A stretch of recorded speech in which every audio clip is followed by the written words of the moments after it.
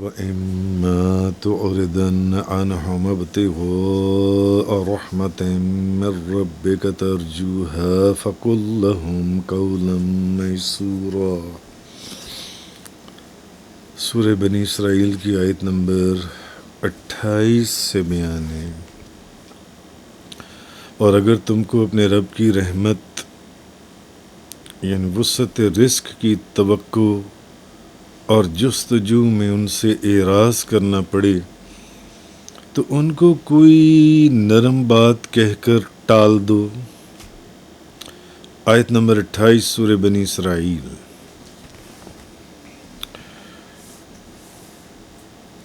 اور اگر تم کو اپنے رب کی رحمت کی توقع اور جستجو میں ان سے اعراض کرنا پڑے تو انہیں کوئی نرم بات کہہ کر ٹال دو۔ اب اصل میں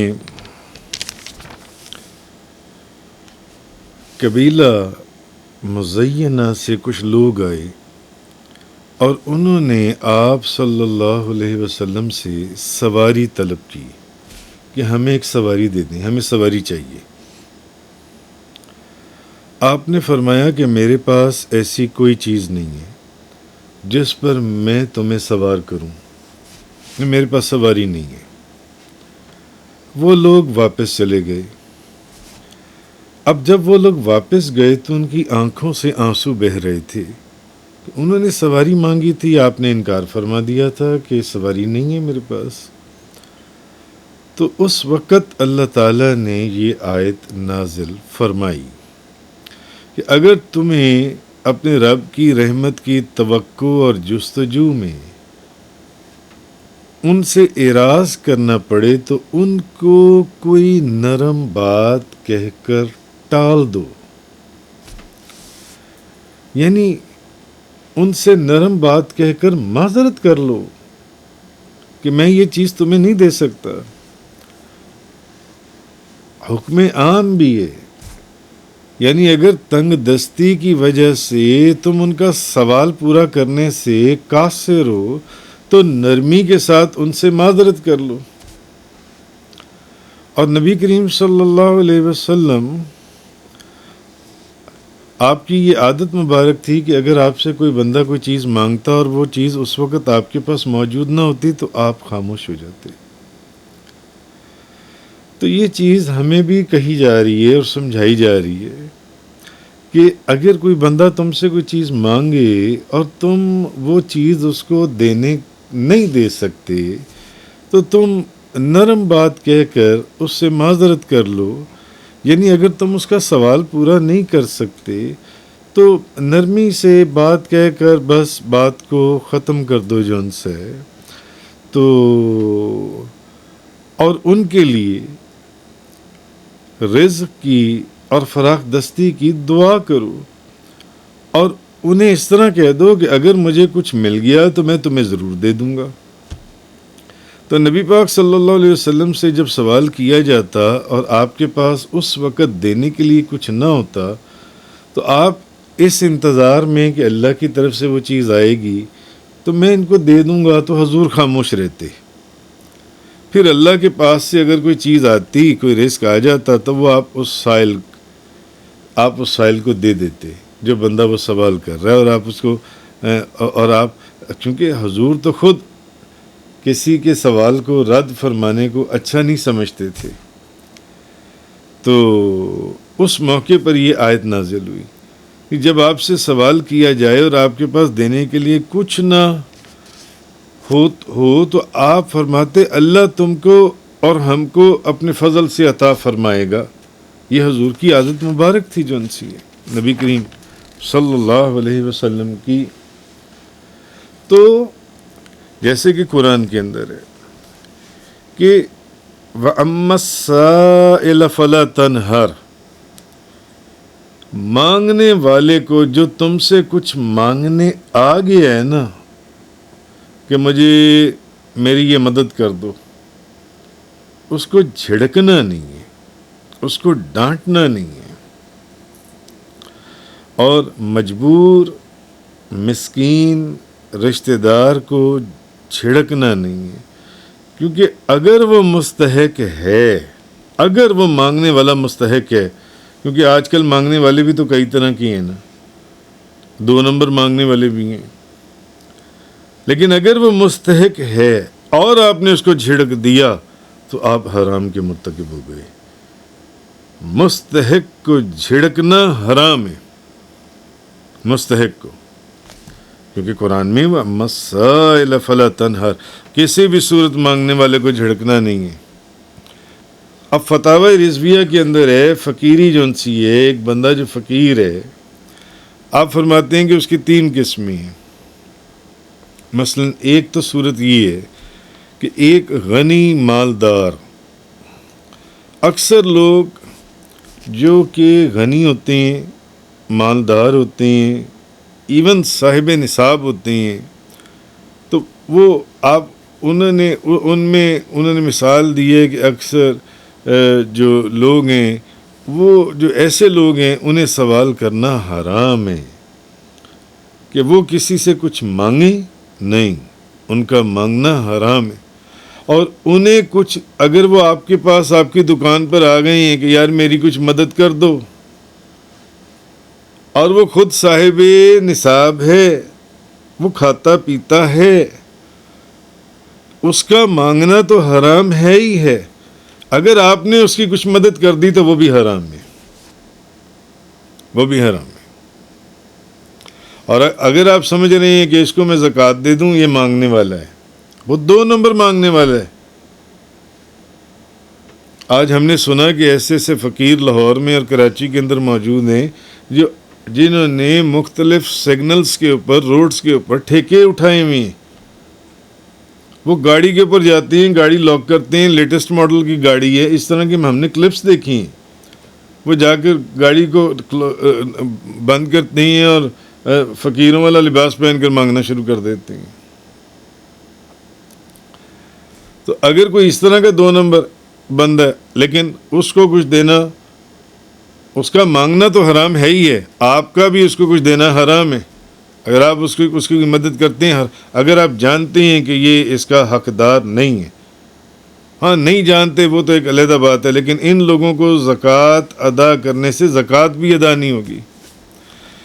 اچھا، دوسرا وہ بندہ ہے، اب یہ تو ایک وہ بندہ ہو گیا نا جو کہ ہے ہی فراڈیا، جو 2 نمبر بند۔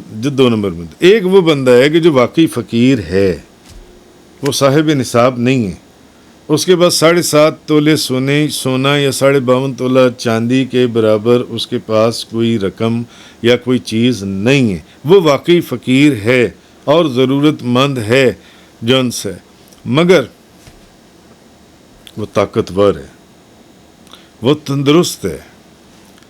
اگر وہ چاہے تو اس کو سوال کرنے کی ضرورت نہ پڑے، وہ محنت کرے اور کمائے، صحت مند ہے، نوجوان ہے، طاقتور ہے، اس کے وجود میں طاقت ہے،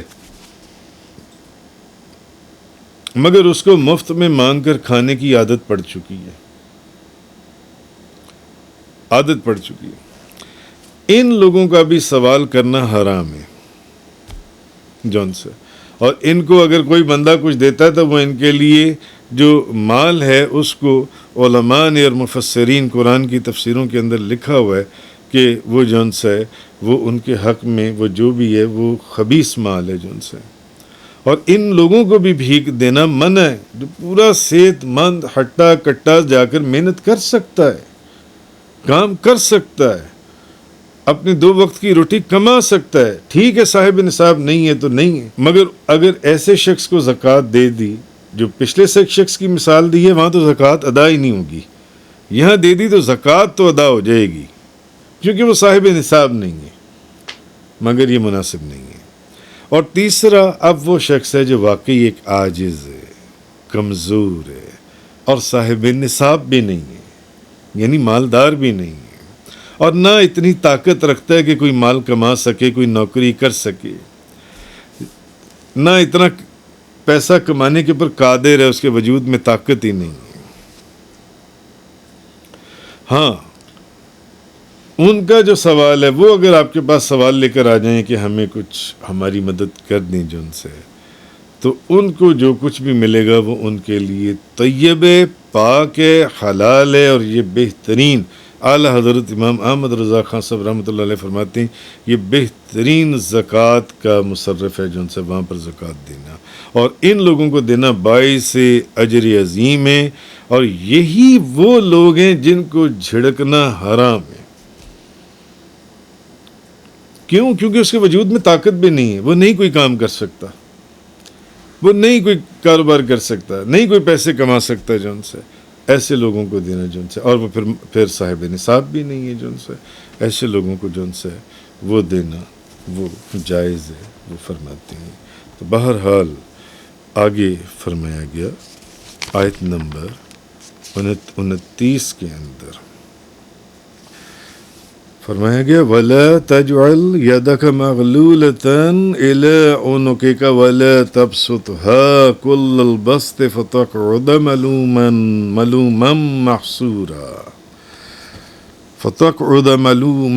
مَحْسُورًا، اور اپنا ہاتھ اپنی گردن تک بندھا ہوا نہ رکھو، اپنا ہاتھ اپنی گردن تک بندھا ہوا نہ رکھو، اور نہ اس کو بالکل کھول دو کہ ملامت زدہ اور درماندہ بیٹھے رہو۔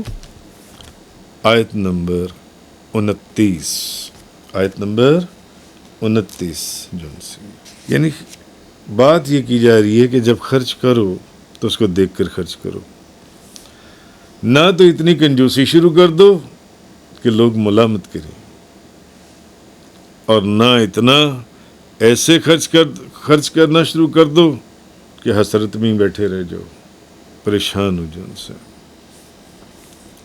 نہ تو ہاتھ کو اس طرح روکو کہ بالکل خرچ ہی نہ کرو، ایسے لگے کہ ہاتھ کو گلے سے باندھا ہوا ہے، قرآن ہے، اور کسی کو کچھ دینے کے لیے تمہارا ہاتھ ہلتا ہی نہیں ہے، ایسا نہ کرو۔ یہ ملامت ہے لوگوں کی، اور بخیل اور کنجوس لوگوں کو سب برا کہتی ہیں۔ اور نہ اپنا ہاتھ اتنا کھولو کہ اپنی ضروریات کے لیے تو کچھ باقی نہ رہے، کہ اس صورت میں آدمی کو جو اپنا سب کچھ خرچ کر دے پھر پریشان ہو کر بیٹھنا پڑتا ہے کہ یہ میں نے کیا کر دیا۔ نہیں، ہر چیز کو اعتدال سے لے کے چلو۔ اب اس آیت کے شان نزول کے بارے میں ایک روایت ہے۔ ایک مسلمان عورت تھی، ایک تفسیر روح البیان کے اندر یہ واقعہ لکھا گیا ہے کہ ایک مسلمان عورت کے سامنے ایک یہودیہ عورت تھی، اس نے حضرت موسیٰ علیہ السلام کی سخاوت کی بڑی تعریف کی۔ ایک یہودی عورت نے ایک مسلمان عورت کے سامنے حضرت موسیٰ علیہ السلام بڑے سخی تھے، بڑی تعریف کی، اتنی تعریف کی کہ وہ کہنے لگی کہ وہ اپنی ضروریات کے علاوہ ان کے پاس جو کچھ بھی ہوتا تھا وہ سائل کو دینے سے پیچھے نہیں ہٹتے تھے، مگر اپنی ضروریات کے علاوہ اپنی ضرورت کی چیز پہلے رکھ لیتے تھے، مگر اس کے علاوہ جو کچھ ہوتا تھا سائل میں وہ جو سائل کو دے دیتے تھے۔ اب وہ جو مسلمان عورت تھی نا، اس کو اس بات سے تھوڑی سی ناگواری گزری، تو اس نے کہا کہ ٹھیک ہے، انبیاء علیہم الصلاۃ والسلام جو ان سے ہیں وہ تو سبھی صاحب فضل ہیں، صاحب کمال ہیں، حضرت موسیٰ علیہ السلام کی بزرگی اور سخاوت کے معاملے میں کوئی شک و شبے کی بات نہیں ہے، لیکن ہمارے نبی تاجدار دو جہاں، شخص سوار لا مکان، مالک زمین و آسمان، روح کن نبی کریم صلی اللہ علیہ وسلم کا مرتبہ سب سے اعلیٰ ہے، سب سے اعلیٰ۔ ٹھیک ہے، تمہارے جو نبی تھے حضرت موسیٰ علیہ السلام، وہ کمال، وہ کیا کہتے ہیں، ان کی سخاوت تھی، لیکن نبی پاک صلی اللہ علیہ وسلم کی سخاوت کے نزدیک کوئی نہیں پہنچ سکتا۔ اس نے کہا کہ میں تمہیں ایک منظر دکھاتی ہوں، تم دیکھو ایک منظر جہاں سے۔ تو اس نے اس یہودی عورت کو وہ منظر دکھانے کے لیے اس نے نا ایک آزمائش کے طور پر اس نے اپنی چھوٹی بچی کو نبی پاک صلی اللہ علیہ وسلم کی بارگاہ میں بھیجا کہ نبی پاک صلی اللہ علیہ وسلم کے پاس جاؤ اور ان سے ایک قمیض مانگ کر لاؤ. انہیں کہو ہمیں ایک قمیض کی ضرورت ہے. اور جب اس نے اس بچی کو نبی پاک صلی اللہ علیہ وسلم کے پاس ایک قمیض مانگنے کے لیے بھیجا تو اس وقت نبی پاک صلی اللہ علیہ وسلم کے پاس صرف اور صرف ایک ہی قمیض تھی جو انہوں نے پہنی ہوئی تھی. اس کے علاوہ گھر کے اندر کوئی اور قمیض نہیں تھی. اس یہودی عورت نے تو یہ کہا تھا نا کہ موسیٰ علیہ السلام اپنی ضرورت کی چیزوں کے علاوہ جتنی چیزیں تھیں سب خیرات کر دیتے تھے, سب لوگوں میں تقسیم کر دیتے تھے. اس نے کہا ٹھیک ہے مگر میرے نبی کا درجہ بہت بلند ہے. حضرت موسیٰ بھی میرے نبی ہیں مگر میرے نبی تاجدار دو جہاں نبی کریم صلی اللہ علیہ وسلم کا درجہ. اور اس کی یہودی عورت کو دکھایا. اس نے اپنی بیٹی کو کہا جاؤ جا کے نبی پاک صلی اللہ علیہ وسلم سے عرض کرو کہ ہمیں ایک قمیض چاہیے. اور اس وقت نبی پاک صلی اللہ علیہ وسلم کے پاس ایک ہی قمیض تھی اور وہ بھی قمیض اس وقت آپ نے پہنی ہوئی تھی. اب اگر وہ قمیض دے دیتے تو وہ جسم مبارک تو ننگا ہو جاتا. نبی کریم صلی اللہ علیہ وسلم جسم مبارک کے اوپر تو کچھ نہ رہتا. تو آپ صلی اللہ علیہ وسلم جب اس نے کہا نا تو حضور نے اپنی وہی قمیض اتار کر اس کو دے دی اور اپنے گھر کے اندر تشریف لے گئے. اب شرم اور حیا سے اب حضور باہر تشریف نہ لائیں کیونکہ گھر میں تو ایک ہی قمیض تھی اور وہ بھی آپ نے پہنی ہوئی تھی. اب اذان کا وقت آیا, اذان ہوئی. اب صحابہ کرام انتظار کرنے لگے کہ حضور باہر تشریف لائیں گے جماعت کے لیے, نماز کے لیے جنس ہے. اب نبی پاک صلی اللہ علیہ وسلم تشریف نہیں لائے. اب جب صحابہ کرام آپ کی آستانہ مقدس کے اوپر حاضر ہوئے کہ یا رسول اللہ معاملہ کیا ہے, آپ اذان ہو گئی, اب باہر تشریف نہیں لائے, تو دیکھا کہ نبی کریم صلی اللہ علیہ وسلم جب آپ کے گھر میں داخل ہوئے تو دیکھا کہ نبی پاک صلی اللہ علیہ وسلم کے جسم مبارک کے اوپر قمیض نہیں تھی. اس وقت حضور کے جسم مقدس پر قمیض نہیں تھی. تو یہ آیت اس وقت نازل ہوئی وَلَا تَجْعَلْ يَدَكَ مَغْلُولَةً إِلَىٰ عُنُقِكَ وَلَا تَبْسُطْهَا كُلَّ الْبَسْطِ فَتَقْعُدَ مَلُومًا مَحْسُورًا. یہ اس وقت آیت جن سے نازل ہوئی جن سے. تو صحابہ نے دیکھا کہ ایک ہی قمیض تھی اور وہ بھی پہنی ہوئی تھی, اس کے علاوہ کوئی دوسری قمیض نہیں تھی. یعنی موسیٰ علیہ السلام تو اپنی ضرورت کی چیز رکھ کر باقی چیزیں تقسیم کرتے تھے, حضور نے تو اپنی ضرورت کی چیز بھی. وہ مسلمان عورت اس یہودی عورت کو یہ منظر دکھانا چاہتی تھی کہ دیکھ میرے نبی کی شان یہ ہے, سب سے اعلیٰ اور اولا مرتبہ یہ ہے کہ جو قمیض پہنی ہوئی تھی آپ نے یہ نہیں فرمایا اچھا چلو پھر کبھی آنا دے دوں گا, نہیں, سائل کو جانے نہیں دیا. وَأَمَّا السَّائِلَ فَلَا تَنْهَرْ, کسی صورت بھی مانگنے والے کو نہ جھڑکو جن سے.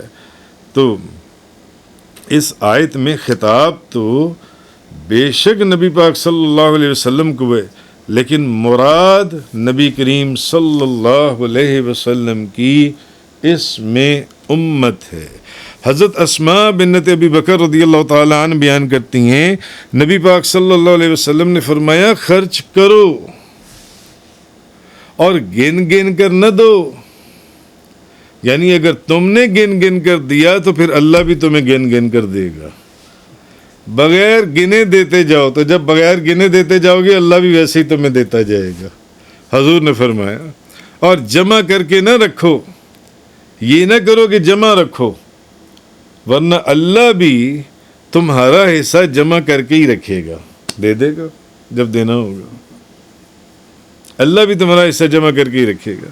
اور ایک حدیث میں مسلم شریف حضرت ابو ہریرہ فرماتے ہیں نبی پاک صلی اللہ علیہ وسلم نے مجھے فرمایا اللہ فرماتا ہے اے ابن آدم خرچ کر, جب تو خرچ کرے گا تو میں تجھ پر خرچ کروں گا.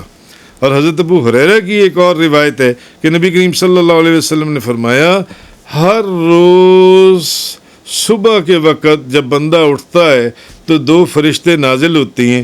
ایک فرشتہ دعا کرتا ہے, وہ کہتا ہے اللہ خرچ کرنے والے کو عطا فرما, اور دوسرا فرشتہ دعا کرتا ہے اے اللہ خرچ نہ کرنے والے کا مال برباد فرما.